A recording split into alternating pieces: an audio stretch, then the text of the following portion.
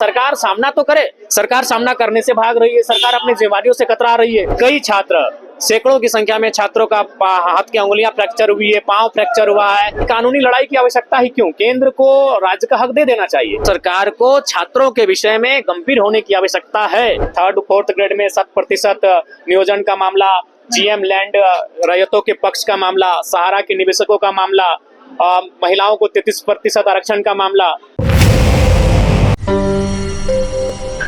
मैंने उनसे कहा था, अध्यक्ष महोदय को बधाई देते हुए मैंने सरकार का ध्यान आकृष्ट करने का प्रयास किया था कि आप जाइए सदन से बाहर, सड़कों में जो छात्र बैठे हैं, आंदोलन महाआंदोलन कर रहे हैं, उनसे मिलिए, उन्हें संतुष्ट कीजिए, उनकी समस्या का निदान कीजिए। लेकिन उन्होंने इसे गंभीर नहीं माना और आज इसका दुष्परिणाम है कि वो आज कई छात्र, सैकड़ों की संख्या में छात्रों का हाथ की अंगुलियां फ्रैक्चर हुई है, पांव फ्रैक्चर हुआ है, सर फ्रैक्चर हुआ है और वो अस्पताल के स्ट्रक्चर में लेटे पड़े हुए हैं। सरकार ने ये कह दिया कि ये विपक्ष प्रायोजित आंदोलन है। देखिए, एक बात स्पष्ट है कि जो छात्र होते हैं उनकी आयु क्या होती है सबको मालूम है।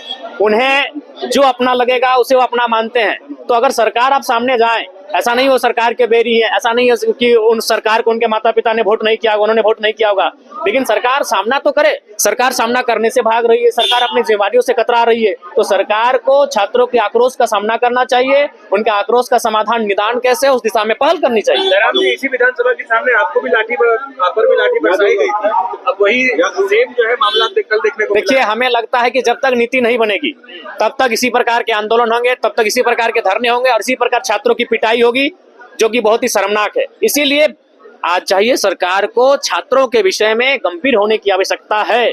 अगर आज वो गंभीर नहीं होती है और सत्ता में बैठकर अगर ऐसो आराम का 5 साल व्यतीत करना चाहते हैं तो इस राज्य के छात्रों के लिए बहुत दुर्भाग्यपूर्ण होगा। नियोजन नीति कैसे बनेगा जयराम जी, क्या आपके पास?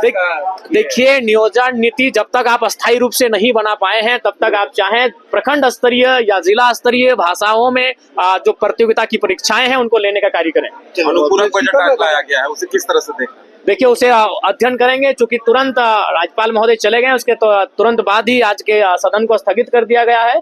तो हमें डॉक्यूमेंट्री के तौर पर उन सारी चीजों को दे दिया गया है। उसे अध्ययन करने के बाद उस पर हम लोग कल बात करेंगे। गैस सिलेंडर में सब्सिडी है, कई ऐसी योजनाएं सरकार ने घोषित की हैं, उसे आप किस तरह से? देखिए, मैया सम्मान अर्थव्यवस्था को एक नकारात्मक दिशा में ले जाने का कार्य करेगा, इसलिए सरकार से आग्रह होगी।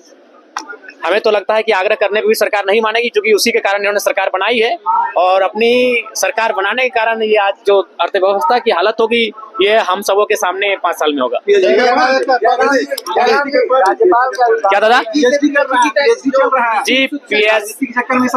नहीं छूटा है तो हम यूनिवर्सिटी 1 सप्ताह के अंदर फिर हम जा रहे हैं और अपनी पढ़ाई को दुरुस्त करेंगे। जयराम जी, एक विरोधाभास चीजें हैं जो राज्यपाल का अभिभाषण में दिखा कि केंद्र सरकार से 1,36,000 करोड़ रुपए लेने, उसके लिए कानूनी लड़ाई लड़ी जाएगी। राज्यपाल के अभिभाषण में आप लोग कितना तर्कसंगत देखते हैं? देखिए, कुछ विषय रहे जो जिन पे आप असंतुष्ट हो सकते हैं, बाकी जो विषय रहे वो महत्वपूर्ण विषय रहे। स्थानीय नीति, 3rd 4th ग्रेड में 100% नियोजन का मामला, जीएम लैंड रैयतों के पक्ष का मामला, सहारा के निवेशकों का मामला, महिलाओं को 33% आरक्षण का मामला। तो ये सकारात्मक पहल रहे राज्यपाल महोदय के, कुछ 1-2 विषयों को छोड़कर। केंद्र से कानूनी लड़ाई के प्रति आप सहमत हैं? देखिए, हमें लगता है कि कानूनी लड़ाई की आवश्यकता ही क्यों? केंद्र को राज्य का हक दे देना चाहिए, सीधी तरह से दे देना चाहिए। कानूनी दांवपेच की आवश्यकता ही नहीं है। केंद्र को अपना हृदय को विशाल करते हुए जो राज्य का हक बनता है उसे दे देना चाहिए। चलिए, धन्यवाद। ये थे जयराम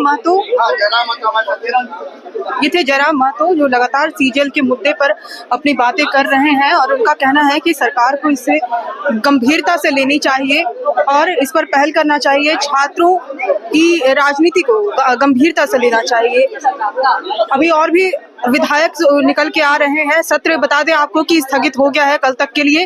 अब कल जो है वो लास्ट सत्र रहेगा, उस दिन देखने को मिलेगा कि क्या क्या वहां पर मुद्दे उठते हैं। आज का जो सत्र था वो मुख्य तौर पर सीजीएल पे ही बेस्ड रहा।